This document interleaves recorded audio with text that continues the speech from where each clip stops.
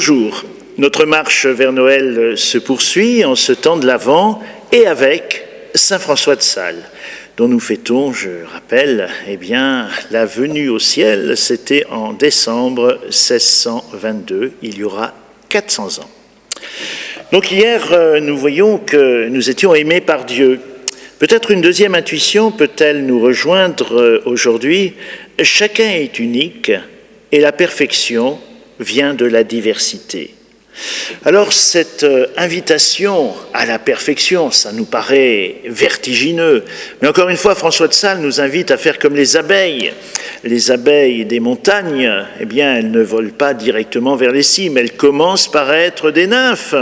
Et puis, elles se métamorphosent peu à peu. Et peut-être nous sentons-nous un peu larves dans notre relation à Dieu. Mais courage, les ailes poussent au bout d'un moment. Et notre vraie vocation, c'est cette relation à Dieu. Alors François de Sales nous dit, tu es peut-être convaincu qu'une vraie relation à Dieu, elle est réservée aux moines, aux moniales, que ça nécessiterait d'être retiré du monde et qu'il y aurait finalement un chemin unique de perfection qui serait celui de la vie religieuse, qui bien sûr suscite notre admiration, mais qui serait le chemin obligatoire pour aller vers la sainteté. Alors, François de Sales nous dit non, qu'il a ce désir dans cet ouvrage de l'introduction à la vie dévote de nous montrer que la sainteté, elle sent le quotidien, elle est à fleur de vie, la sainteté de la porte d'à côté ou même de notre propre porte, dans notre famille, dans tout ce qui fait notre quotidien. Et ne pas attendre de se dire plus tard, je serai un peu plus vertueux, etc. Alors François de Sales nous donne une image. Et cette image, c'est celle des mères perles. Je ne sais pas s'il avait beaucoup l'expérience des huîtres perlières, au bord du lac d'Annecy. Je ne crois pas qu'il y en ait beaucoup. Je n'ai jamais vu de plongeurs chercher des perles dans le lac. Mais il s'inspire de Pline, bien sûr, et puis de ses expériences, de ses voyages, car dans sa jeunesse, il a beaucoup voyagé. Et alors, qu'est-ce qu'il y a d'intéressant dans l'huître perlière ? C'est que, en fait, à l'origine de la perle, il y a sans doute un grain de sable. Il y a quelque chose d'irritant, il y a quelque chose qui blesse, le mollusque, l'huître, et qui voudrait sans doute s'en débarrasser. Et puis elle s'aperçoit qu'elle ne peut pas s'en débarrasser facilement. Alors elle va tout simplement recouvrir cette aspérité, cette difficulté, avec des couches de nacre superposées qui finiront par faire un joyau.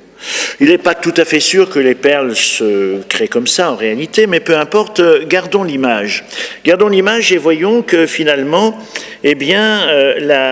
l'huître perlière vit au milieu de la mer, dit saint François de Sales, et pourtant elle s'arrange pour que la perle qu'elle produise ne soit jamais corrodée par l'eau salée.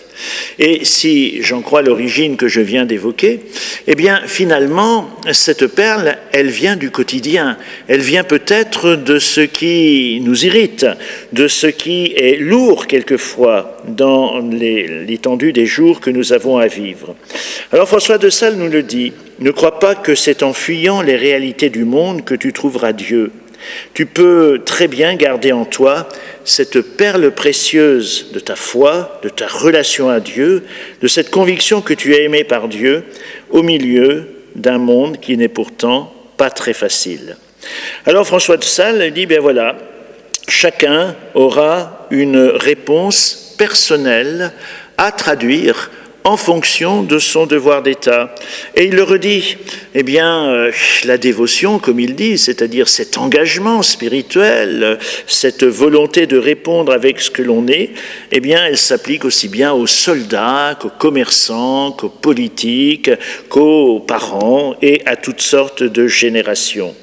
Donc voilà, et finalement, c'est un chemin spirituel que chacun habitera à sa manière. Quelquefois, quand il y a une séance de catéchisme, les enfants font des panneaux. C'est un peu moins vrai maintenant, mais j'ai connu la grande époque des panneaux de catéchisme. Alors les catéchistes s'employaient à chercher des grands cartons, n'est-ce pas, et puis ils invitaient les enfants à découper sur des revues bien pensantes et catholiques des illustrations avec des beaux titres. Alors en général, les garçons sont toujours un peu pressés d'aller au foot, et puis les filles décorent avec beaucoup de soin le panneau de catéchèse qui décorera le local, voire même quelquefois l'église.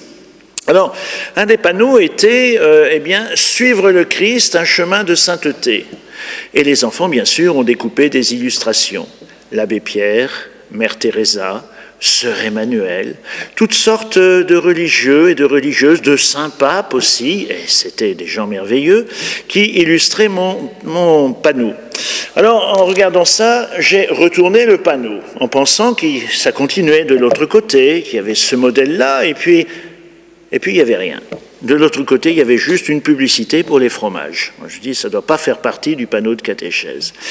Quel dommage! Quel dommage de ne pas avoir découpé aussi un chauffeur de bus, un prof, une boulangère, car tous ces gens-là sont sur un chemin de sainteté. Et c'est François de Sales qui nous le dit. Au fond, c'est dans cette diversité des appels, des vocations, que se traduit une réponse à cette immense tendresse de Dieu qui s'adresse à chacune et à chacun. Ne croyons pas, nous dit saint François de Sales, que répondre à notre vocation sera une rupture totale, forcément. Il y en a qui vivent ces ruptures. François d'Assise a abandonné son prestige de gosse de riche pour partir dans la sainte pauvreté. Et on peut toujours rêver d'aller soigner les lépreux au Zimbabwe, mais en réalité, on ne le fera pas. On ne le fera pas. Et finalement, on aura le sentiment, de ne jamais pouvoir atteindre cette sublime réponse à laquelle Dieu nous appelle. Et Dieu nous invite justement dans notre quotidien, dans ce que nous sommes, comment habiter jour après jour avec l'environnement qui est le nôtre, cette réponse à l'immense tendresse de Dieu. Et cela sollicite de la part de chacun de l'imagination, de la disponibilité et de faire avec ce que nous sommes. Dieu ne nous veut pas différents de ce que nous sommes, il vient nous solliciter. Et souvent, nous rêvons d'être autre chose que ce que l'on est. La mère de famille, en regardant peut-être les adolescents un peu pénibles et son mari avec qui les choses ne vont pas très bien, se dit « Ah, si j'étais carmélite, ça aurait été merveilleux.